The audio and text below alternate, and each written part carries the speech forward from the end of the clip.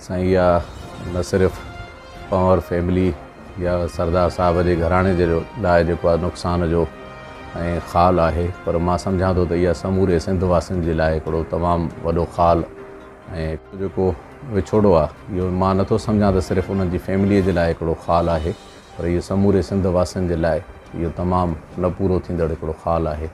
मीर साहिब जूं ख़िदमतूं जेके सिंध वासियुनि जे लाइ असांजे जेके झेड़ींदड़ जेके बि धुरियूं हुयूं, उन्हनि जे सुलह जे लाइ जेके कोशिशूं हुयूं ऐं उन्हनि जो किरदारु हुयो, उहो कंहिंखां बि ॻुझो कान्हे को।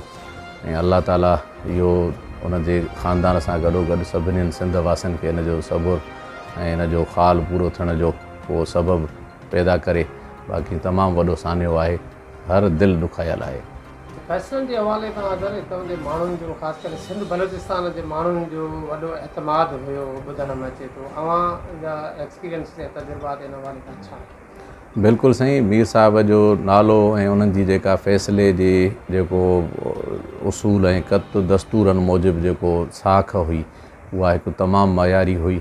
मां सम्झां थो त हिते असांजी सिंध में बलोचिस्तान में कुझु अहिड़ियूं बि सघारियूं शख़्सियतूं हुयूं जेकॾहिं कंहिं फ़ैसिले में मुंझी पवंदियूं हुयूं त मुशावरत मीर साहिब सां कंदियूं हुयूं। इन जे करे तमामु हिकिड़ा वॾी जेको आहे शख़्सियत हुई मीर साहिब, उनजो बिल्कुलु साईं सभिनीनि जे लाइ हिकिड़ो न पूरो थींदड़ हिकिड़ो ख़ाल आहे।